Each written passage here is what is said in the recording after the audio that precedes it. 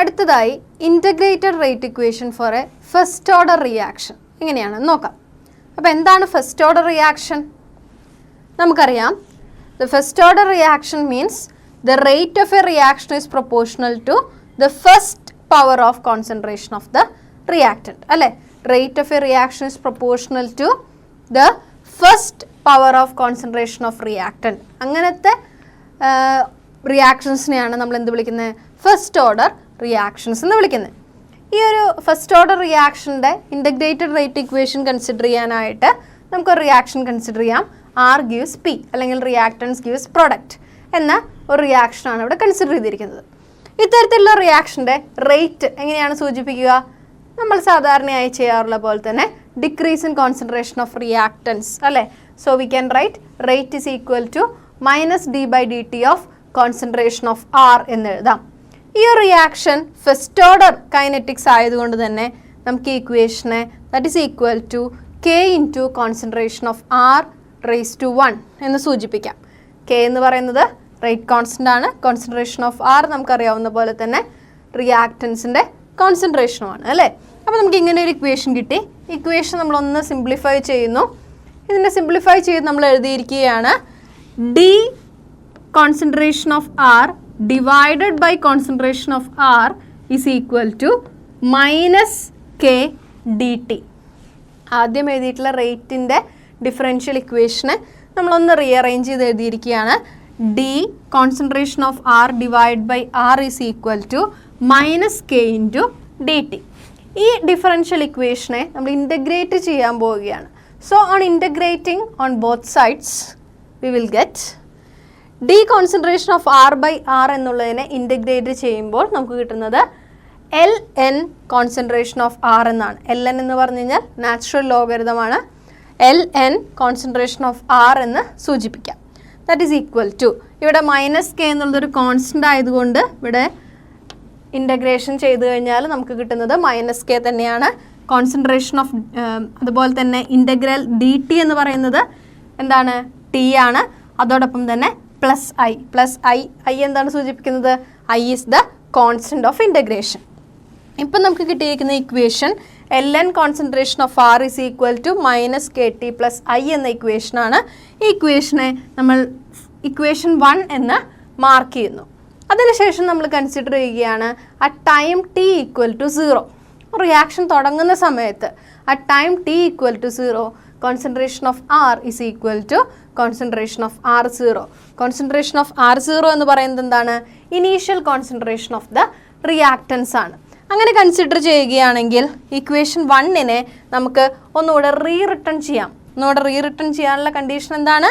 At time t = 0 concentration of R is equal to concentration of R0. അതായത് t = 0 ആയിരിക്കുമ്പോൾ concentration of R എന്ന് പറയുന്നത് എന്താണ്? Concentration of R0 ആണെങ്കിൽ ഇക്വേഷനെ നമ്മളൊന്ന് റിട്ടേൺ ചെയ്യുന്നു. അങ്ങനെ ആകുമ്പോൾ നമുക്ക് കിട്ടുന്നു ln concentration of R0 is equal to k into 0 + i. k into 0 0 ആണ്. അതുകൊണ്ട് തന്നെ ln concentration of R0 is equal to i എന്ന് സൂചിപ്പിക്കാം. നമ്മുടെ കയ്യിൽ 2 ഇക്വേഷൻസ് ആണുള്ളത്. ഇക്വേഷൻ 1 എന്ന് മാർക്ക് ചെയ്തൊരു ഇക്വേഷനും അതോടൊപ്പം തന്നെ ln R0 is equal to i എന്ന് പറയുന്ന ഒരു ഇക്വേഷനുമാണ് നമ്മുടെ കയ്യിലുള്ളത്. ഫസ്റ്റ് ഓർഡർ റിയാക്ഷൻ്റെ ഇൻ്റഗ്രേറ്റഡ് റേറ്റ് ഇക്വേഷൻസ് ആണ് നമ്മൾ ഡിസ്കസ് ചെയ്യുന്നത് അല്ലേ. അപ്പോൾ നമ്മുടെ കയ്യിലൊരു ഇക്വേഷൻ ഉണ്ട്. ഇക്വേഷൻ 1 എന്ന് മാർക്ക് ചെയ്തിട്ടുള്ളൊരു ഇക്വേഷൻ ഉണ്ട്. അതിനുശേഷം നമുക്ക് കിട്ടി ln concentration of R0 is equal to i എന്ന് പറയുന്ന ഒരു ഇക്വേഷനും കൂടെ കിട്ടി. ഈ ഇക്വേഷനെ നമ്മൾ ഇക്വേഷൻ 1ൽ സബ്സ്റ്റിറ്റ്യൂട്ട് ചെയ്യുകയാണ്. നോക്കൂ, ln concentration of R0 is equal to i എന്നുള്ളത് ഇക്വേഷൻ 1ൽ സബ്സ്റ്റിറ്റ്യൂട്ട് ചെയ്യുന്നു. ഇക്വേഷൻ 1ൽ സബ്സ്റ്റിറ്റ്യൂട്ട് ചെയ്യുമ്പോൾ എങ്ങനെയാണ് ലഭിക്കുക? നമുക്ക് കിട്ടും ln concentration of R is equal to -kt + ln concentration of R0. ഇത്തരത്തിൽ സബ്സ്റ്റിറ്റ്യൂട്ട് ചെയ്ത് കഴിഞ്ഞാൽ ആ ഇക്വേഷനെ നമ്മൾ ഇക്വേഷൻ 2 എന്ന് മാർക്ക് ചെയ്യണം. ഇനി ഇക്വേഷൻ 2നെ നമ്മളൊന്നുകൂടെ സിംപ്ലിഫൈ ചെയ്തെടുക്കാൻ പോവുകയാണ്. അതിന് വേണ്ടിയിട്ട് റൈറ്റ് സൈഡിലുള്ള ln കോൺസെൻട്രേഷൻ ഓഫ് R0നെ നമ്മൾ ലെഫ്റ്റ് സൈഡിലേക്ക് കൊണ്ടുവരുന്നു. അപ്പോൾ എങ്ങനെയാണ് ഇക്വേഷൻ ഇരിക്കുക? ln concentration of R minus ln concentration of R0 is equal to -kt എന്നുള്ള ഫോമിലാണ് ഇരിക്കുക അല്ലേ. അപ്പോൾ നോക്കൂ, Ln concentration of R minus Ln concentration of R0 is equal to minus KT. ഇവിടെ Ln എന്നുള്ളത് സാധാരണയായിട്ട് നാച്ചുറൽ ലോഗരിതത്തിനെയാണ് നമ്മൾ റിപ്രസെൻറ്റ് ചെയ്യുന്നത്. അതിനെപ്പറ്റി കൂടുതൽ ഡീറ്റെയിൽ ആയിട്ട് നമ്മൾ പഠിച്ചിട്ടില്ലെങ്കിലും ലോഗരിതം നമ്മൾ പഠിച്ചു കാണും.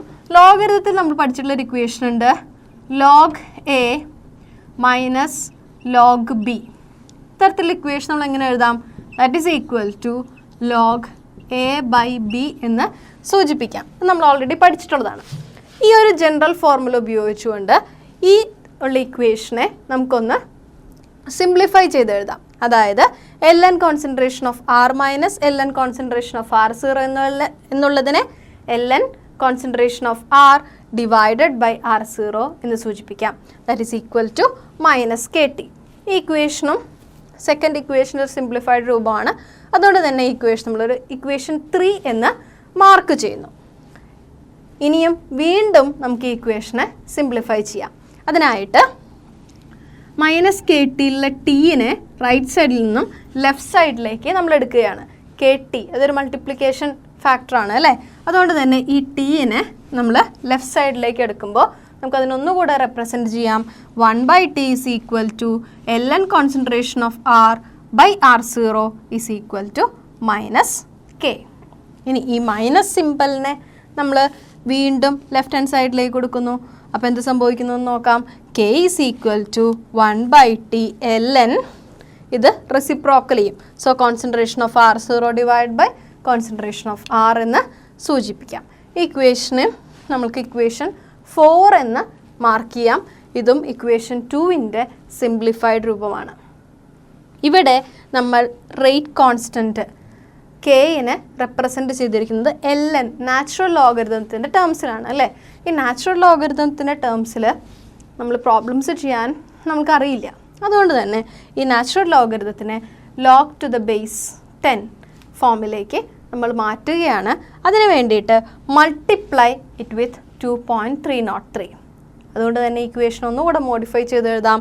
K is equal to 2.303 divide by T log concentration of R0 divide by concentration of R എന്ന് റെപ്രസെൻറ്റ് ചെയ്യാം. ഈ ഒരു ഇക്വേഷനാണ് ഫസ്റ്റ് ഓർഡർ റിയാക്ഷൻസിൻ്റെ integrated rate equation. So integrated rate equation for first order reaction is as follows. K is equal to 2.303 divided by T log concentration of R0 divided by concentration of R. ഇതിൽ ഓരോ parameters നോക്കാം. K എന്താണ്? K നമുക്കറിയാം rate constant ആണ് അല്ലേ? Rate constant is equal to 2.303 divided by T. T എന്ന് പറയുന്നത് ടൈമാണ്. Logarithm value of concentration of R0 initial concentration ആണ് of the reactants. Concentration of R എന്ന് പറയുന്നത് ദ കോൺസെൻട്രേഷൻ ഓഫ് റിയാക്റ്റൻസ് ആണ്. ഇത്രയും പാരാമീറ്റേഴ്സ് അറിയാമെങ്കിൽ ഒരു ഫസ്റ്റ് ഓർഡർ റിയാക്ഷൻ്റെ ഇൻ്റഗ്രേറ്റഡ് റേറ്റ് ഇക്വേഷനാണ് ഇവിടെ സൂചിപ്പിച്ചിരിക്കുന്നത്. ഫസ്റ്റ് ഓർഡർ റിയാക്ഷൻ്റെ ഇൻ്റഗ്രേറ്റഡ് റേറ്റ് ഇക്വേഷൻ നമ്മൾ കണ്ടു കഴിഞ്ഞു അല്ലേ? നമുക്കതിൻ്റെ ഗ്രാഫ് എങ്ങനെയാണ് പ്ലോട്ട് ചെയ്യാൻ നോക്കാം. അതിനായിട്ട് രണ്ട് തരത്തിലുള്ള ഇക്വേഷൻസ് കൺസിഡർ ചെയ്തിട്ടുണ്ട്.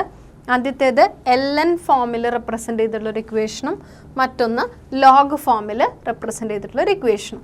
ഇവിടെ ശ്രദ്ധിക്കൂ, ആദ്യമായിട്ട് Ln ഫോമിൽ നമ്മൾ കൺസിഡർ ചെയ്തിട്ടുള്ള ഒരു ഇക്വേഷൻ നമ്മളിവിടെ എടുക്കുകയാണ്.